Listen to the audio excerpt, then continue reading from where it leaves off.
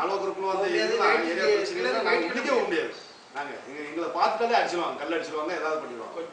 இப்போ நாங்கள் இப்போ ஒன்றும் பிரச்சனை இல்லை, தனியாகவே நாங்கள் போயிட்டு வந்தோம். ஒன்றும் பிரச்சனை பைக்கில் எல்லா ஃபேமிலியும் படிக்கிறாங்க, எல்லாருமே ஃபாஸ்ட்டாக வந்து கட்டுப்படுத்திட்டோம்.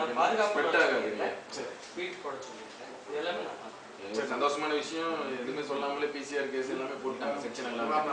எங்களுக்கு ஒரு சந்தோஷமா கரெக்டாக செஞ்சுட்டாங்க. ஒரு எஸ்பி அவர் செஞ்சுருவாங்க. நம்ம அனில்குமார் ஸ்பெஷல் பிரான்ச் அங்கே ஒர்க் பண்ணுறோம். தெரியும். ஆமாம், அவர் முழப்பநாடு செய்ய வேண்டியது செஞ்சிடறோம். எங்களுடைய பயம் அது ஸ்ப்ரெட் ஆகிடக்கூடாது. அதுக்குள்ள ஒரு அமைக்கப்புள்ள ஆக்ஷன் எடுத்துட்டீங்கன்னா அது ஸ்ப்ரெட் ஆகாது.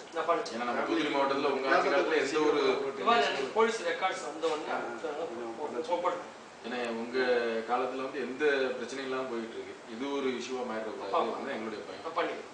நான் ரெக்கார்ட்ஸ் கேட்டு போலீஸ் இவர் மட்டும் தான் வேலை செய்யக்கூடிய ஒரு நபர். சரி, நான் போலீஸ் ரெக்கார்ட்ஸ் கேட்டேன்.